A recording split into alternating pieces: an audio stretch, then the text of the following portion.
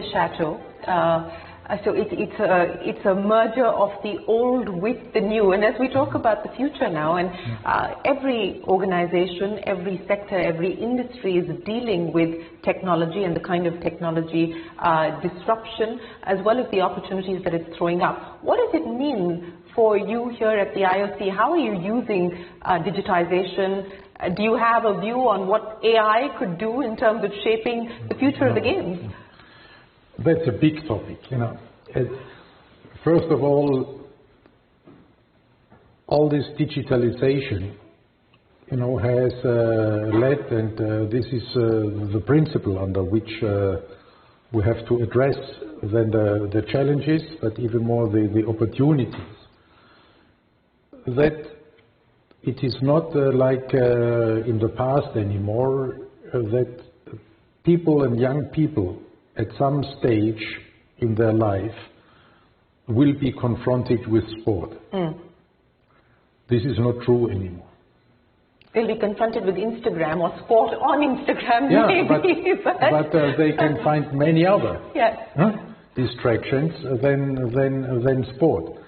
So it means we cannot wait anymore for the young people to come to us.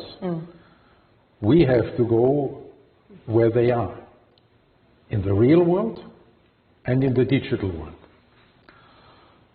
In the digital world, this means two things. First, what is obvious, you know, it's communication. We have to go to Instagram, we have to go to the social platforms. We have to get our message across. So this is why, as a major part of our reforms, 10 years ago, we created the Digital Olympic Channel, which is now already reformed again, but because of all this reform of the reform, very successful. And the other is that we have to embrace the appearance of eSports, while again respecting our values. That means, in a nutshell, we cannot identify ourselves with any games which are against our values. So Olympic values and killer games, there is a red line between. But we can embrace, in particular, virtual sports, means where the physical activity is still existing. Take cycling. You know, you can have cycling programs digitally, which are as demanding as somebody cycling on the road.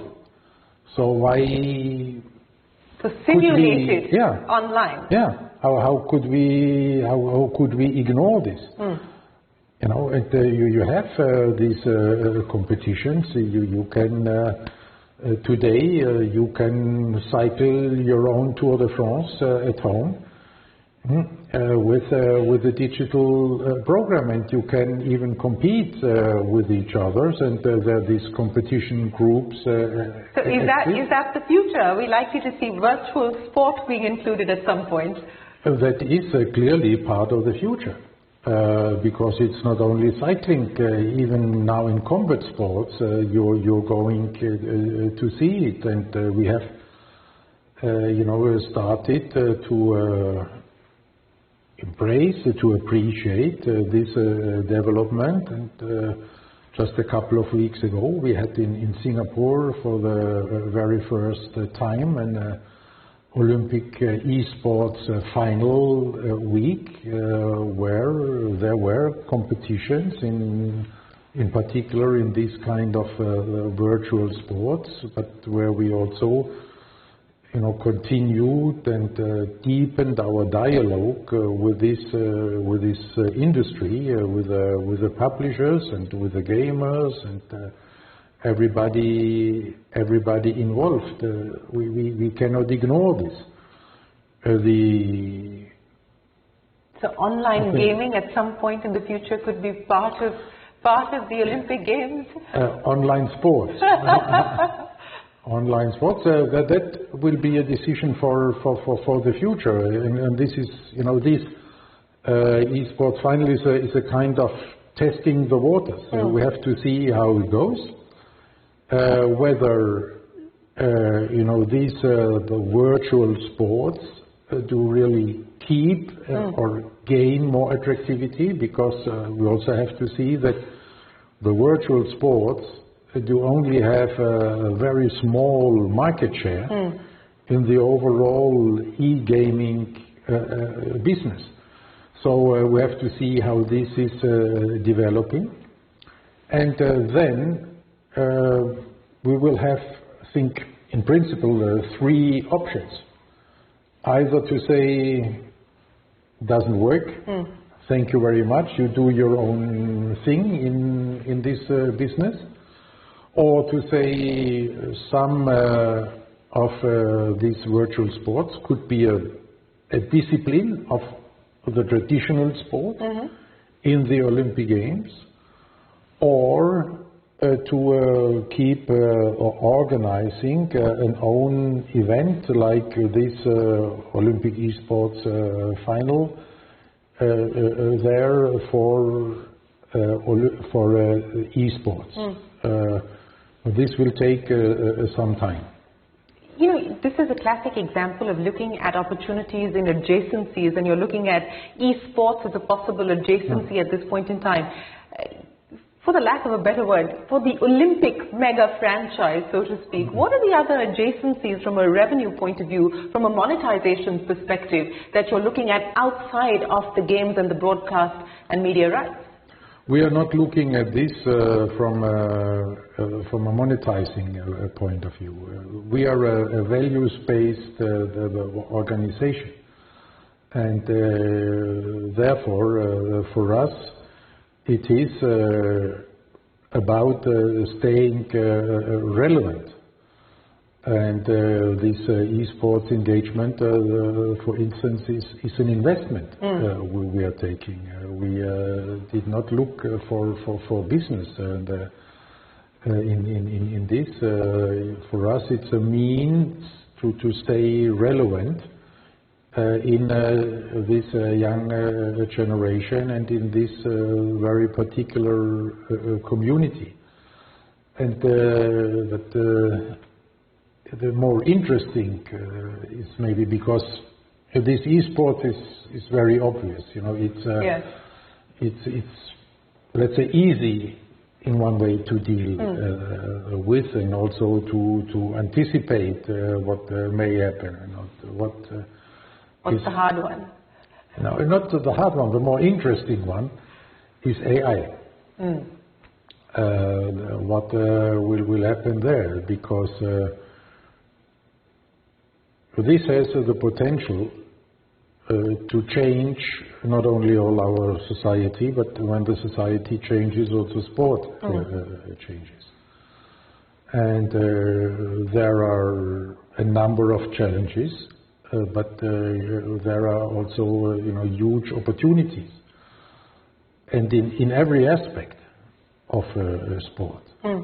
It will already be a difference on how the young generation will find access to sport. It will create a big difference in how athletes will be training.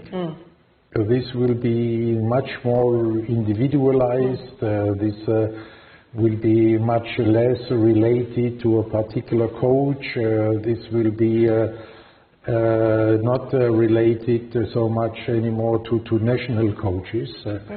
It will change the whole refereeing and judging system.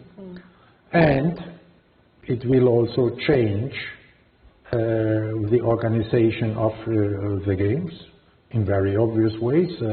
Television, will be produced very differently in times of AI than now.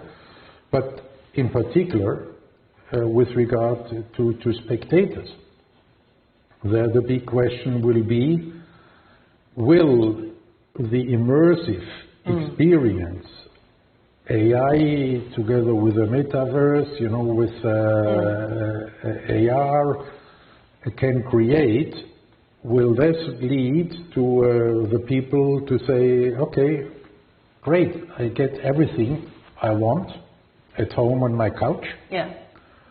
Or will they say, I have so much individual experience in all my life, in my business, and I'm longing to be in a community, and to go out there. And even if they go out, they will consume it very differently than today.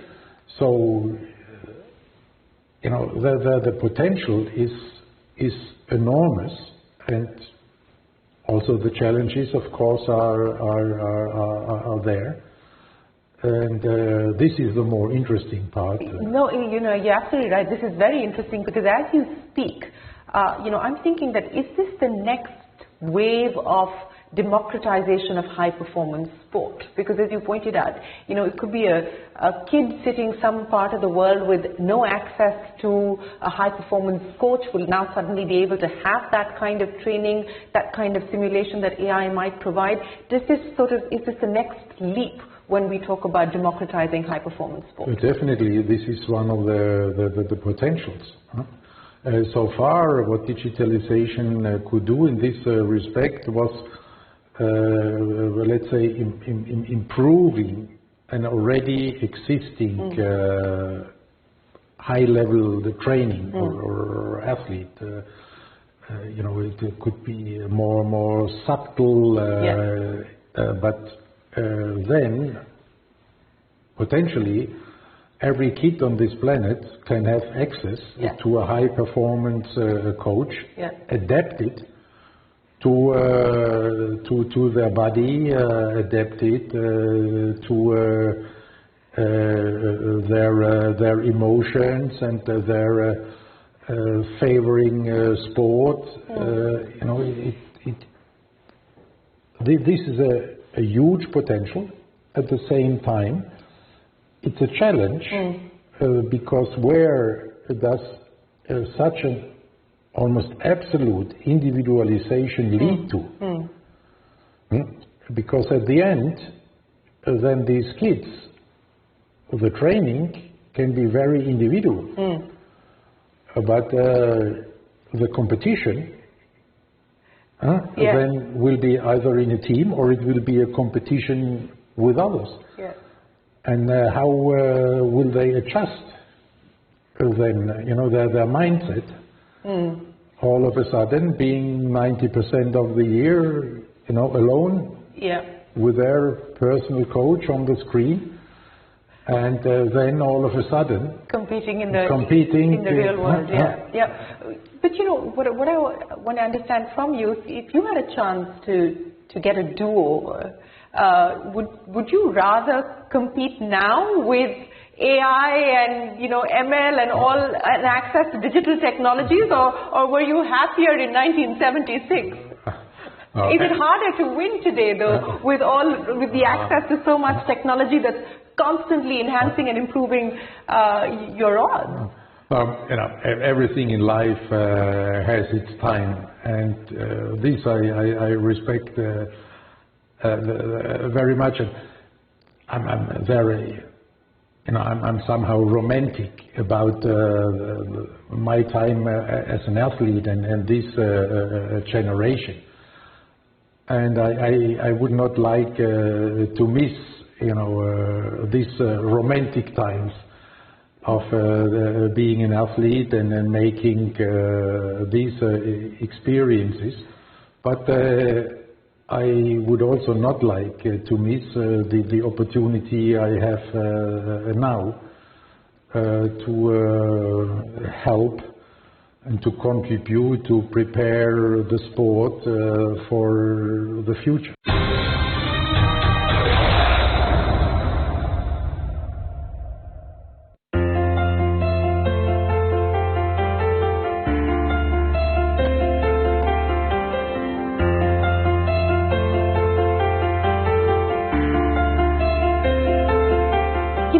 On, and you spoke about the reforms and the reforms of the reforms that you've been driving forward. What do you see as the unfinished agenda or the partially finished agenda on your dashboard today? What would you like to prioritize as you move forward? And I'll also ask you this question in the context of the fact that whether it's government or large organizations like the IOC or any other sort of sporting body or any other global large body like a multilateral institution, there is a trust deficit that exists, and a trust deficit that's only widening with time. How do you bridge that? Well, let me start with the latter. We are living in an era of mistrust that you can see in every respect. You know, it's government, it's media, it's elite. In every respect, there are very worrying developments going on. That you can see people do not even trust their family anymore. The only thing you can do as an organization is to be as transparent as possible, to try to explain your decisions all over again. And in the end, I think what is the most important, you have to have the trust of your constituency. If you're losing this trust, you're gone. So you have to make sure that within your organization that there is trust, that there is confidence. You need not always to be of one opinion, but you must have a base of respect and trust in each other. If you don't have this, you will be gone more sooner than later. With regard to the reforms in our times are always work in progress. Our time is so disruptive that you can never say, you know, this reform now, this is done and this will stay for 5 years even. You know, the times of plans and budgets for years are over. This is all more illusion. You know, if you think you know your budget in a company or in a government from 5 years, 5-year plans or so. It doesn't help anybody anymore. And the same is with regard to social development. This is why we have to keep changing. When I introduced our reform program at the beginning of my term, I needed to convince my IOC friends and colleagues to vote for these reforms. And you know, then I referred somehow to Hamlet, to Shakespeare, by saying change or be changed. That is the question. And until today, you know, in the ante room of our executive board, in my handwriting, I wrote on the wall, change or be changed, so that everybody who is coming to the boardroom knows what to expect and what to do.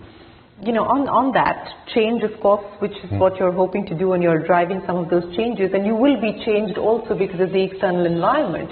It's been wonderful speaking to you about the past, but more importantly about the future and how you intend to ensure that the Olympics, not just the sporting extravaganza, but the movement remains relevant for the future. Appreciate your time. Thank you very much for joining us. Thank you, and looking forward to my visit in India. Absolutely look forward to your visit in India. With that, it is time for us to wrap up the CNBC-TV18 special conversation from all of us here on the team. For now, goodbye and many thanks for watching.